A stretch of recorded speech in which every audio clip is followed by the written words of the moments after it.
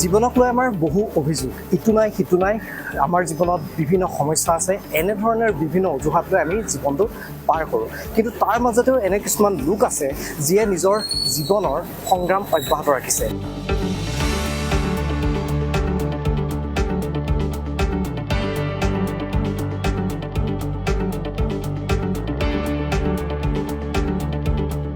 আজি আমি আপোনালোকক এনে এগৰাকী ব্যক্তিৰ সৈতে পৰিচয় কৰাম যিগৰাকী ব্যক্তিয়ে নিজৰ এটা ভৰি নথকাৰ স্বত্তেও নিজৰ জীৱন সংগ্ৰাম চলাই নিজৰ পৰিয়ালটোক সুন্দৰকৈ পোহপাল দি আছে তেওঁ কোন আমি ক'লৈ আহিছোঁ আমি কাক লগ কৰিবলৈ আহিছোঁ এই সকলোবোৰৰ বিষয়ে আমি আপোনালোকক জনাম সেই লোকজনৰ বিষয়ে সেই লোকজনক আপোনালোকৰ লগত পৰিচয় কৰাই দিম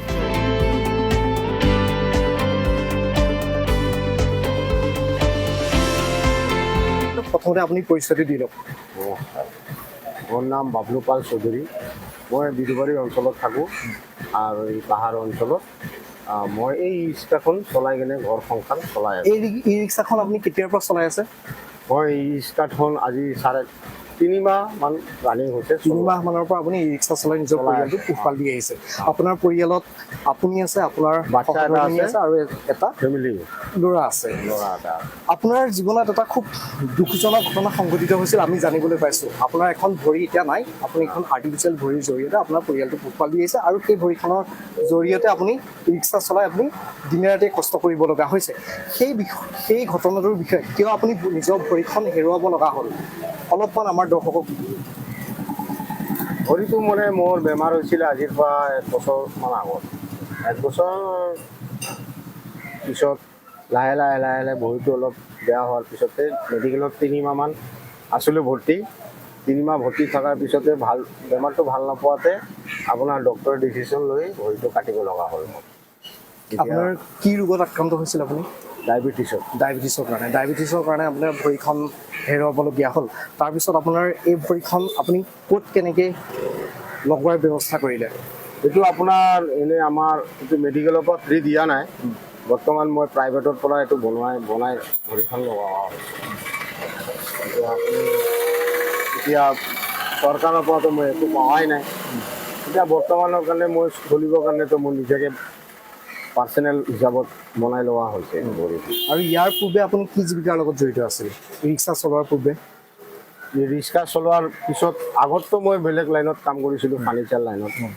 এতিয়া বৰ্তমানতো মই এতিয়া বেলেগ লাইনটো কৰিব নোৱাৰিম মানুহ ঘৰত খোজকাঢ়ি যাবও নোৱাৰি আৰু বিল্ডিঙততো উঠিবও নোৱাৰিম তাৰ কাৰণে এইটো ই ৰিক্সাখন মই ইনষ্টলমেণ্ট হিচাপত লৈ এতিয়া জীৱনটো এইটোৱে দি কিনে চলি আছোঁ আৰু আপুনি কোনখিনি জেগাত ই ৰিক্সাখন চলাই আৰু কেতিয়াৰ পৰা দিনে ৰাতিয়ে চলাই বুলি আমি গম পাইছোঁ তাৰমানে মই ৰাতিপুৱা 9টাৰ পৰা আপোনাৰ দুপৰীয়া 1টা 2টা বজালৈকে চলাওঁ তাৰপিছত আকৌ গধূলি 4টাৰ পৰা ৰাতি 8টা 8:30 9টা 8টাৰ পৰা 9টালৈকে আৰু ইয়াত কেনেধৰণৰ আপোনাৰ ইনকাম হয় দৈনিক কিমানমান টকাকৈ উপাৰ্জন কৰে টোটেল যদি মই হিচাপ কৰোঁ টোটেল হৈ যায় ডেইলি আপোনাৰ 800 900 1000 টকা এনেকুৱা ডেইলি হয় ইনকাম তাৰ মাজতে আপোনাৰ ইনষ্টলমেণ্ট আছে ইলেক্ট্ৰিকৰ বিল আছে ঘৰৰ ভাড়া আছে জাগাৰ ভাড়া আছে এই তাৰ মাজতে দি মিলি কিনে চলিব লাগে আৰু এখন ভৰি নোহোৱাৰ স্বত্তেও চাগে আপুনি ৰিক্সাখন চলোৱাত কেতিয়াবা চাগে অসুবিধাৰো সন্মুখীন হৈছে হয় এইখিনিতো অসুবিধা হয় মাজে মাজে হয় গাড়ীখনতো ইলেক্ট্ৰনিক গাড়ী এতিয়া বৰ্তমান চলি থকাতে ঘপককৈ কেতিয়াবা বন্ধ হৈ যায় তাৰ কাৰণে মানুহৰ হেল্প ল'ব লাগে আৰু বেলেগৰ পৰা হেল্প লৈ কিনে অলপ সহায় মানুহে কৰি দিয়ে এতিয়া অলপ ঠিক ঠাক কৰি কিনে আকৌ চলিব লগা হয় আৰু আপোনাৰ যিটো এটা ল'ৰাৰ কথা ক'লে বৰ্তমান তাৰ বয়স কিমান তাৰ বয়স এতিয়া 5 মাহ ৰানিং চলি আছে 5 মাহ এতিয়া নতুনকৈ স্কুলত দিয়া হৈছে 2 বছৰ দিছোঁ 5 বছৰ চলি আছে 5 বছৰ ভৰি দিছে স্কুলত তাক পঢ়োৱাৰ পৰা আদি কৰি গোটেই খৰচটো আপুনি এই ৰিক্সাখন চলাই আপুনি পৰিয়ালটো পোহপাল দিবলগীয়া হৈ আছে হয় হয়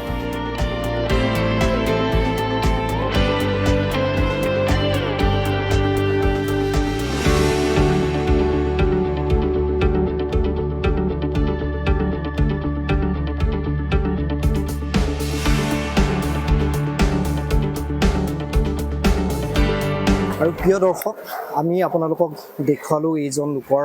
জীৱন সংগ্ৰামৰ বিষয়ে আপোনালোকক কিছু কথা জনাবলৈ চেষ্টা কৰিলোঁ তেওঁৰ বিষয়ে, কিদৰে তেওঁ এখন নিজৰ ভৰি হেৰুৱাব লগা হ'ল। তেওঁ বৰ্তমান ই ৰিক্সাখন চলাই দিনে ৰাতি কষ্ট কৰি নিজৰ পৰিয়ালটো পোহপাল দি আছে। তেওঁৰ সন্তানক স্কুলৰ খৰচৰ পৰা আদি কৰি নিজৰ পৰিয়ালৰ সমস্ত দায়িত্ব তেওঁ এখন ভৰি ই ৰিক্সাখন চলাই তেওঁ খৰচ বহন কৰিবলগীয়া হৈছে। কিন্তু আমি ইয়াৰ মাজতে আমি কওঁ যে আমি বিভিন্ন অজুহাত দিওঁ, আমাৰ এনেধৰণৰ আমি অভাৱত ভুগিছোঁ, কিন্তু এইজন লোকে নিজৰ শাৰীৰিক প্ৰতিবন্ধকতা নেওচিও নিজৰ পৰিয়ালটো সুন্দৰকৈ পোহপাল দি আছে।